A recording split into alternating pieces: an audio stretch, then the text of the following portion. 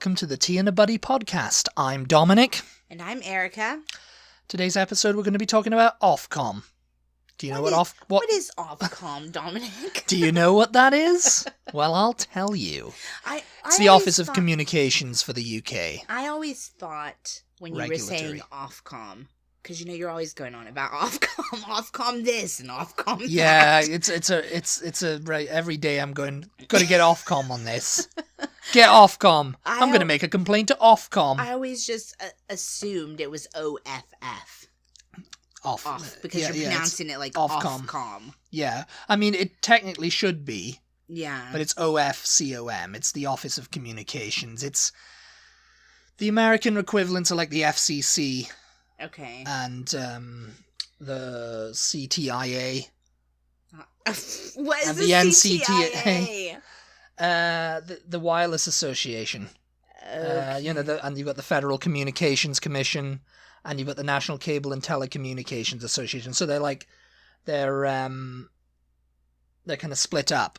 And in the UK, before 2002, they were split up too, Oh, yeah. It was like the Television Association or the ATA or something it was called back then, or the ATC. Yeah. And, you had the advertising thing, which is still actually separate from Ofcom. The Advertising Standards Agency. Ofcom is a big deal in Britain, isn't it? It's a big deal because it regulates a lot of things. Because in America, we've heard of the FCC. We generally know what they do. But the other ones that you just named, I don't know if I've ever heard of those companies, associations. I don't know what to even call them. The Cable and Telecommunications Association would be the one responsible for regulating the content on TV. Yeah. And it's apparently nobody complains to them. Yeah. Because they don't know. It's they don't know they exist, but they're still collecting some money from somewhere, because it's I can't imagine thousands of Americans contacting any of these places to complain about something that they've seen on television. Complaining about Jimmy Kimmel or whatever, something that someone said on television, Jimmy Kimmel, James Corden. I'm surprised, actually, that James Corden hasn't been complained about. I think the general idea in America is just, if you don't like what's on TV, the quickest and easiest way to send that message is just don't watch it. Don't tune in. You've got thousands of channels over here, too.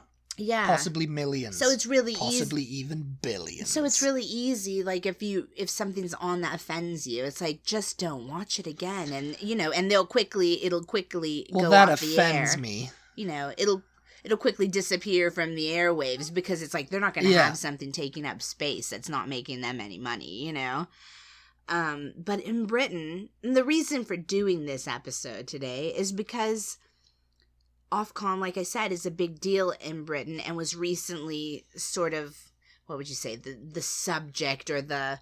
It was at the centre of the Piers Morgan debacle when he was on the show Good Morning Britain, and he said the comments about, I don't believe Meghan Markle, and, Yeah.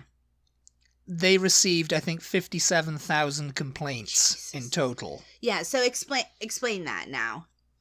People, viewers, wrote in, or they emailed, or they tweeted. No, when you say, I was going to say, when you say wrote in, you made the little sign, as if they've sat down at a desk, they've taken out a pen and a paper, and they're they would have done years ago. A strongly worded letter to the Ofcom about this freaking guy. They would have. That's what it would have happened in the 1960s. And they folded it up and they stuck it in their little envelope. In a stamped address addressed envelope. Stamped address as well, Stamped, addressed, and, envelope, and it would have been posted to the letter. I was I'll get him off of there. I'll get that guy out of there. I'm going to write a strongly worded letter. And they'll print, and, Ofcom had to, well, I mean, it wasn't Ofcom back then. It was, I can't remember what it was. So what actually happened then? Because people didn't go and sit down at their desks and take out their pen and their paper. They emailed. Yeah. But who even emails now? Or they tweeted at Ofcom. Yeah. Or they sent direct messages, or they went on Ofcom's website and said, have a complaint? That's probably Have a complaint? Tell us. Yeah. They've got a little form on their website, probably. that encourages people to complain, and we all know that British people love to complain. See, there you go. Ofcom phone numbers. Oh, they phoned in. Advice and complaints. Phone number, Yeah. And they've got like... oh, God, they've even got a Welsh language line. Welsh language line. So if you want to complain in Welsh... Go right ahead. You'll be on the phone for days. Do you want to complain but only speak Welsh? We've got you covered. Also, to contact us in British Sign Language, so you'll be getting signed at.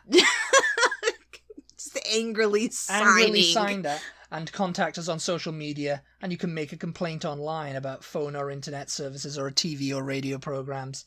Or you can make your complaint via post. There you go. Old-fashioned. But they say, please make your complaint online, as our offices are closed until further notice in line with the government advice due to the coronavirus. But what if you want to complain about that to them? Oh, they don't handle that. That's someone else. What do you mean, if they want to complain about what? Their offices being closed. Get out! Get back to work, you buggers! So are they governmentally run? They're independent, and the companies they regulate pay them a fee to regulate them. Okay. That's but they've got Parliament mandates. You know that their orders come from Parliament, so they are technically government run. Yeah. But they're funded by the companies they regulate. Basically, you have to pay for regulation by Ofcom because it's a big deal. Mm-hmm. It's like they can fine you. Yeah. You know, like if they find Piers Morgan's remarks were in breach of Ofcom rules, they'll fine ITV. Okay. And it could be upwards of like thousands of pounds, you know? know? Well, okay. Are we getting ahead? I mean, do you have information that you want I have no information whatsoever on Ofcom, and I'm going to make a complaint about that to Ofcom. That you want to tell us about, or can I just fire questions at you? Yeah, and I'll fire questions. Fire away. Okay. Because my question is there a certain number of complaints that they must receive before they'll do anything? If they get one complaint, they're hardly going to, you know, they'll say, oh, well, I don't agree with what, say like someone came on a show and said, well, I don't believe that Meghan Markle is telling the truth at all, and I have evidence to prove it, and blah blah blah, and someone's complained about that, saying, "Oh, that's terrible. Yeah, how can that guy say that about her?" You know, and they get like 3 or 4 complaints. They're like, "We didn't receive that many complaints about it, so." I wonder if they reply to people that I wonder every complaint they say, get. "Thank you for your complaint. We'll consider it." Yeah, we received your complaint. Thank you. Yes. We'll take it into consideration and get back. Some people probably just go on there to complain and just go. They wake up one day and they go, "Why is Gordon Ramsay still on the airwaves? Why is Gordon Ramsay still on my TV?" It'll be something like that. Okay, that's my next question. Get him off. You know how there's these groups like Reddit forums and other things like that have been known to mobilize people to do things, like large numbers of people to do things. Yeah. Let's say that, right? They've been in this Reddit forum, this crazy Reddit forum, and they've all decided, you know what, we are sick to death of that crazy way that Gordon Ramsay wears his hair. It's pissing us off. It is 2021, and why is he still wearing his hair like that? You know what? We're all going to He should shave his head off. But Ofcom can't do anything about that. But what if they mobilize hundreds of thousands of British people to flood Ofcom with complaints about Gordon Ramsay's hair? They receive hundreds of thousands. They'd probably just go, "Oh, we've received this, and, you know, it's a bit ridiculous, so we're not going to do anything." Because they'll launch an investigation. They've launched a formal investigation of the show. Of the Piers Morgan, Britain. Yeah, Good Morning Britain. So I don't know if they've ever published their findings or if they've concluded that investigation at this time. But, you know, as we know, Piers Morgan left GMB. I think he's left ITV too. Oh, yeah. I think he's like, you know, because I know he says... says... he had other shows on Well, he had ITV, other shows, the live stories, but I think they've probably cancelled them now. with immediate effect. So he doesn't get like, because he used to have a load of them. He used to have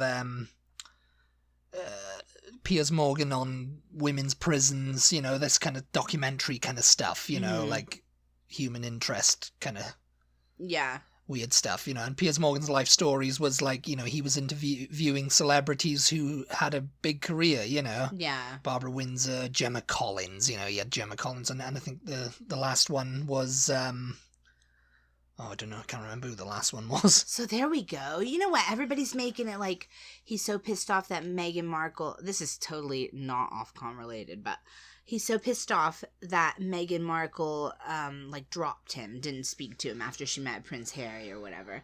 Maybe he's just pissed off because he's got that Life Stories show that they didn't come to him for the interview, for the tell-all interview. That could be another reason, yeah. That it could be like a career like hit, you know, like it's an ego thing with him. Because it's sort of that type of interview that he yes, does it is, yeah. My right? life stories, they yeah. They tell things, yeah, that went on. I don't think I've ever life. actually watched one all the way through, actually. Yeah, but yeah, he's done a load of people. I mean, How long has that been going? That's been going for a few years. I mean, because he had Rolf Harris on there.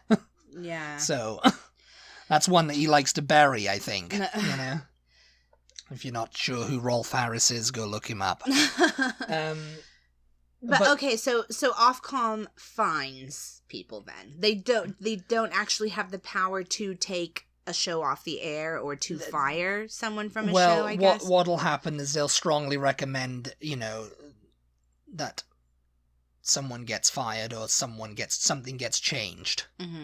A fine, you know, it'll be like somebody like Jeremy Clarkson, for instance. He's probably had a bunch of Ofcom complaints against him for just being Jeremy Clarkson. Jeremy Clarkson was the host of... He was one of the 3 hosts of Top Gear. Yeah. And it was a very popular show. In like the mid-noughties or, you know, and stuff like that. But his behaviour, you know, he punched Piers Morgan as well. Yeah, he had a fight with Piers Morgan. He punched a BBC producer. And he hasn't like sworn and I think he might have sworn maybe on air or something like that. But, you know, they're these watchdogs. They call them watchdogs, like Ofcom and stuff like that. Yeah. People are watching, you know, like, oh yeah, if he swears on this show before Watershed, we'll have him, you know? Really quickly, what is the Watershed? It's the period pre 9 o'clock. Okay. Yeah. 9 o'clock at night. Yeah. 2100 hours. Yeah. That you when kids are still awake. Everything after that, yeah, it's kind of like the post Watershed. You can start showing a bit more adult themed and shows and stuff like that, you know. And it's still word.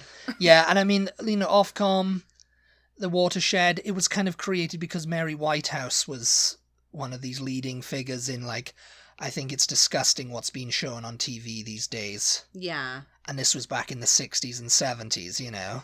She was one of these people who used to come on and she used to be like, complain about him. And go, well, I think it's disgusting, this Monty Python and these comedy shows. Who was vulgar. She a politician? No, she was just I actually don't know. I think she was just a critic. She was just a complainer. She was just a complainer.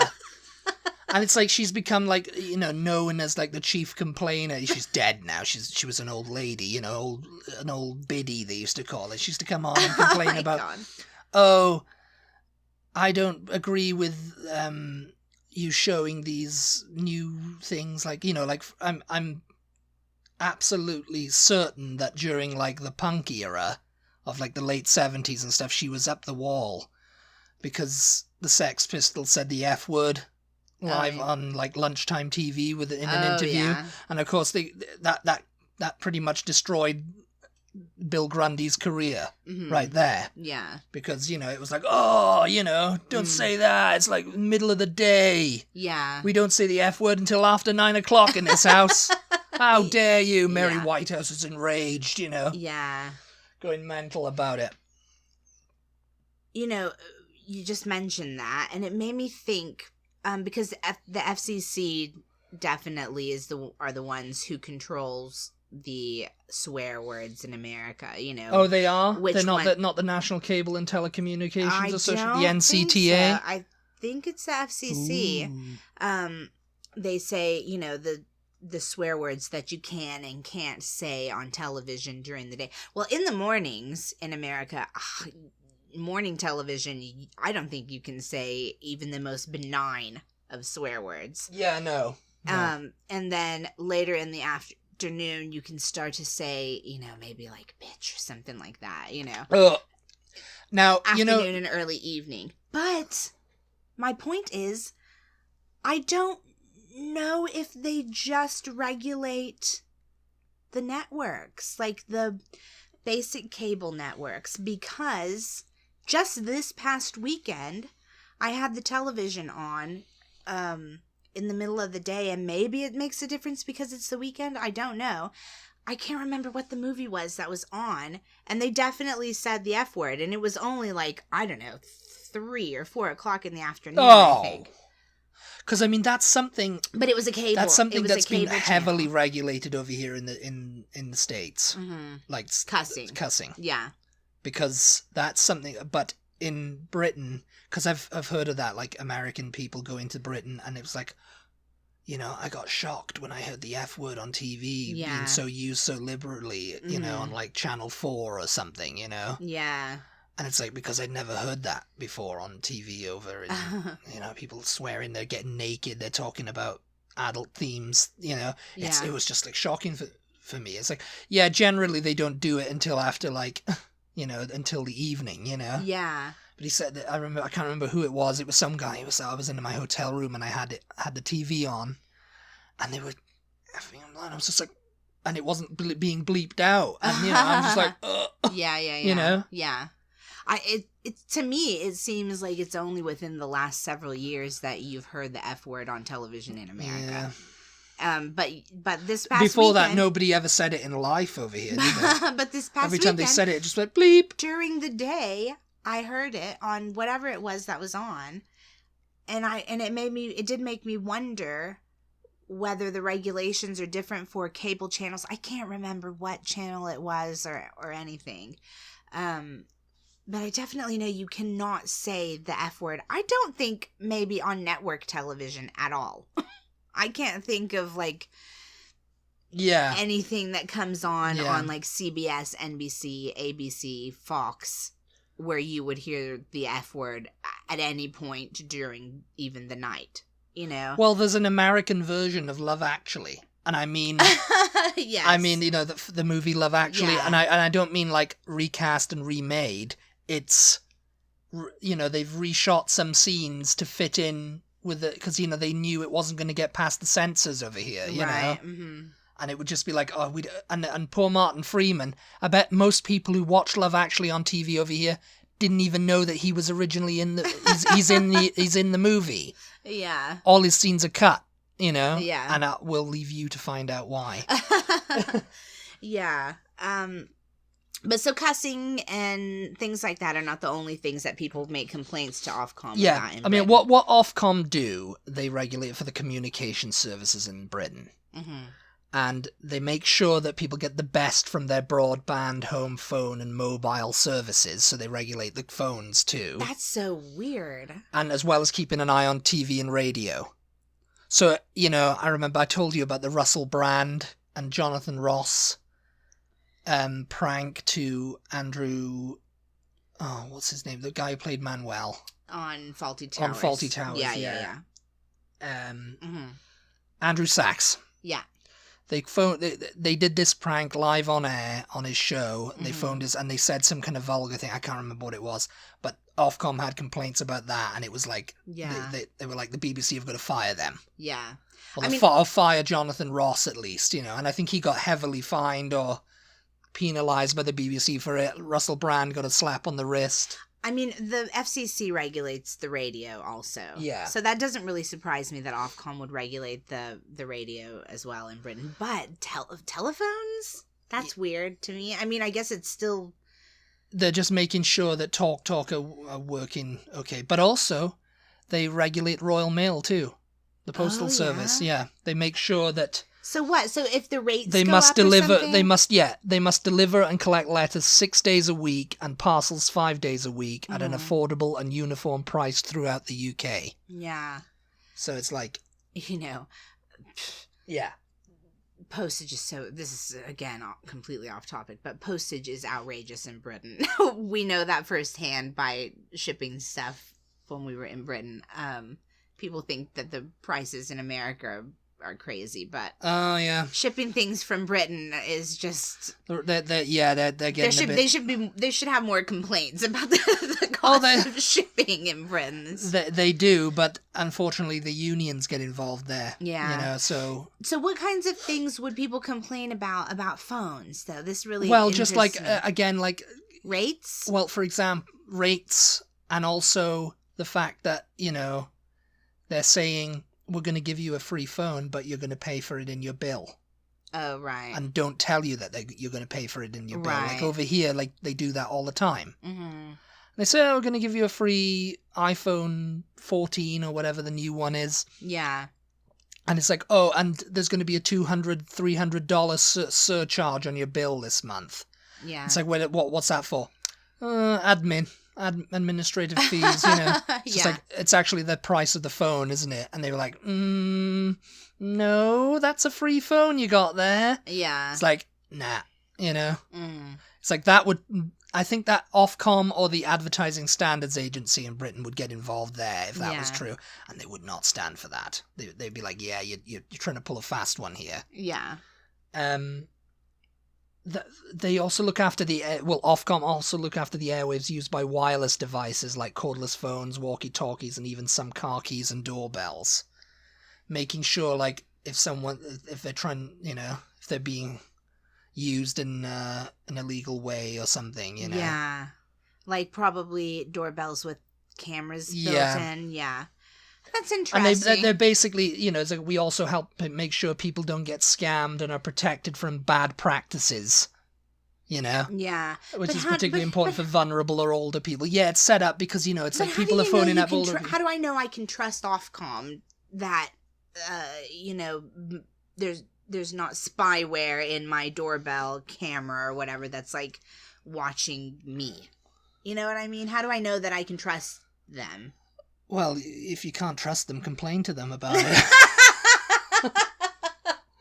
It's one of those things. You just have to. Yeah, their duties come from Parliament. And, you know, their priority is to look after the customer and you. Yeah. You know? This comes from their website. This comes from their website. Our priority is to look after you, and we sometimes do this by promoting competition among companies we regulate. So nobody can have a monopoly, you know? Yeah. Like EE have bought up a load of things, but it's just still like, no, we're going to have gift... EE is what? They're a mobile service provider and a broadband, I guess, too. Yeah.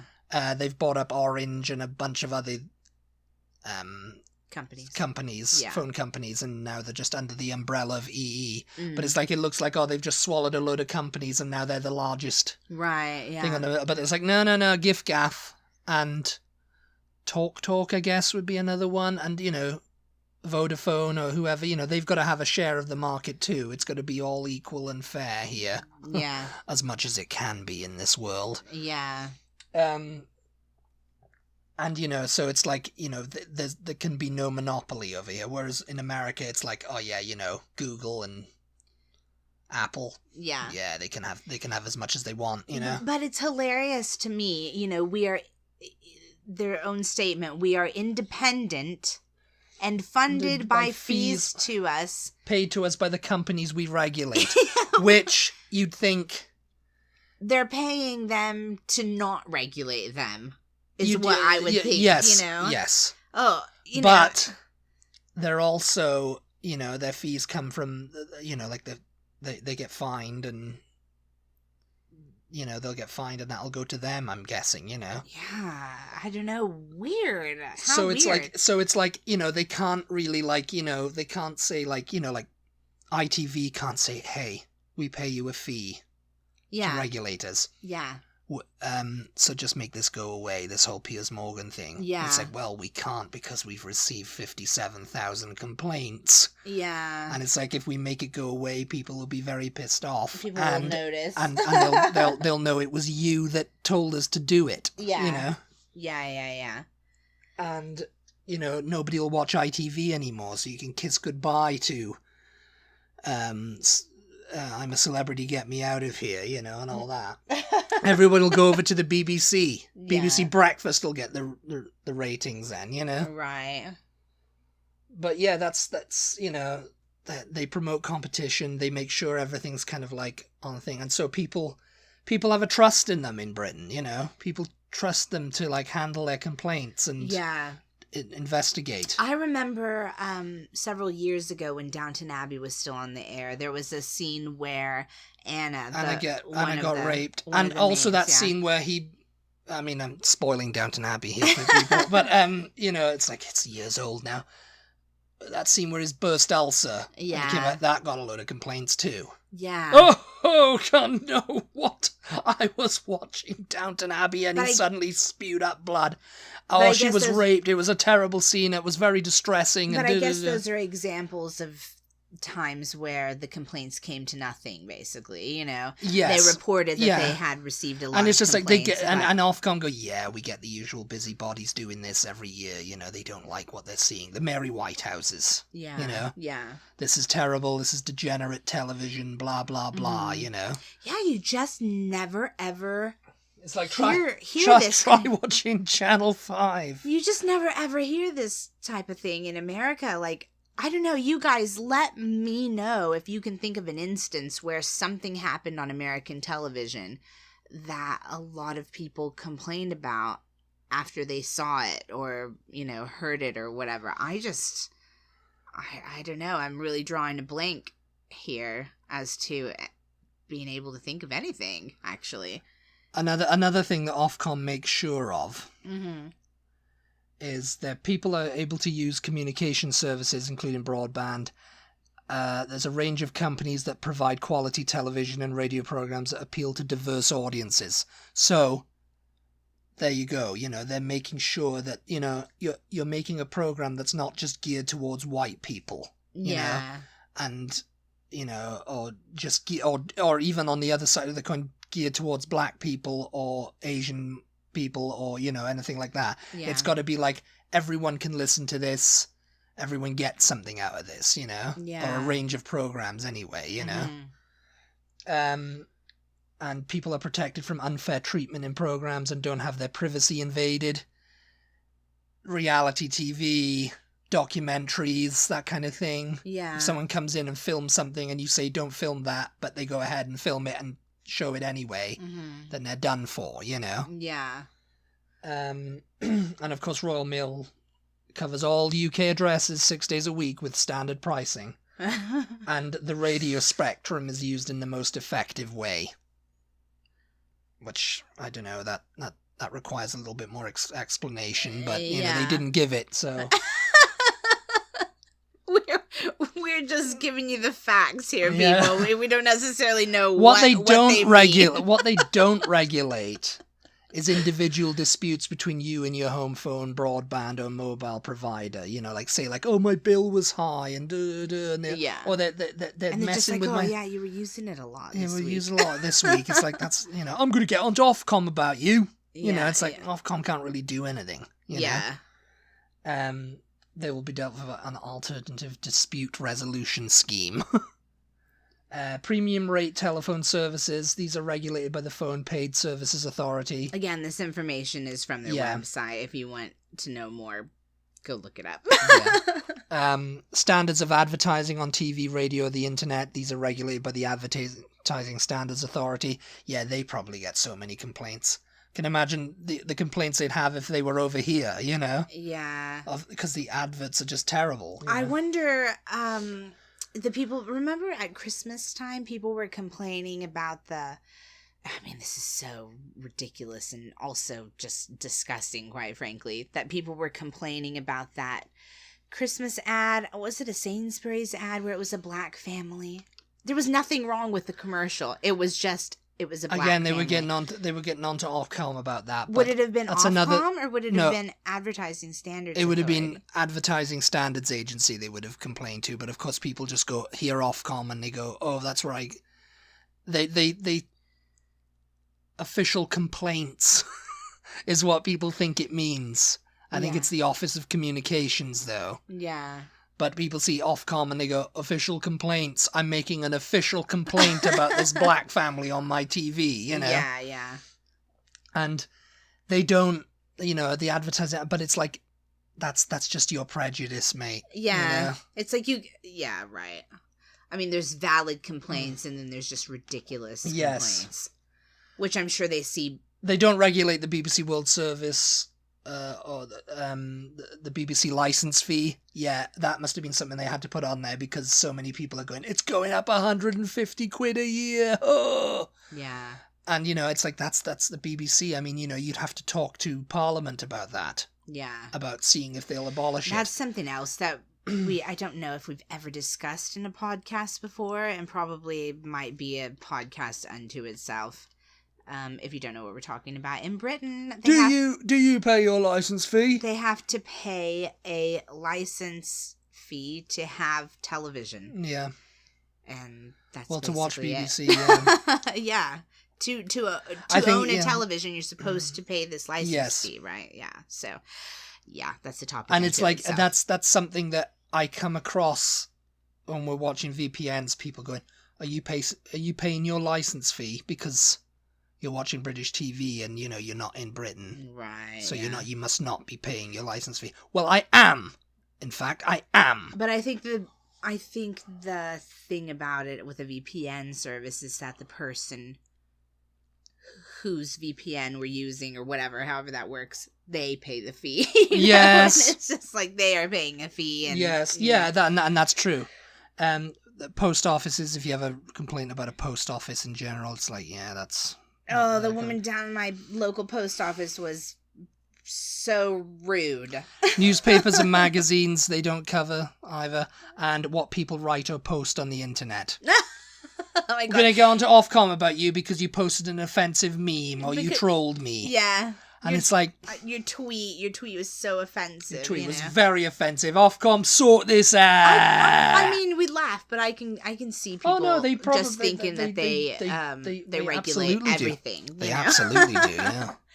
But yeah, I think we've covered Ofcom. If you've got a complaint, then don't send it to Ofcom because they won't be able to do anything about it. Oh, I thought you were going to say don't send it to us. And if you have a complaint about us, send it to Ofcom. See what they say.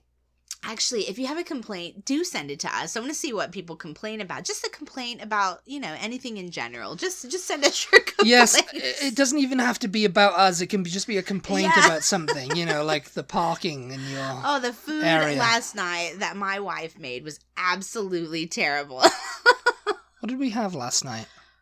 Red lentil pasta, actually. It was delicious. So I have no complaint about that. The service could have been better, though, so I might complain about that. Get on to Ofcom about it. Thank you guys so much, as always, for tuning in. We appreciate your support. Be sure to follow us on social media. We are at TButty, TEABUTTY, on Facebook, Instagram, and Twitter. And we'll talk to you next time. Goodbye, everybody. Bye. We've got to go.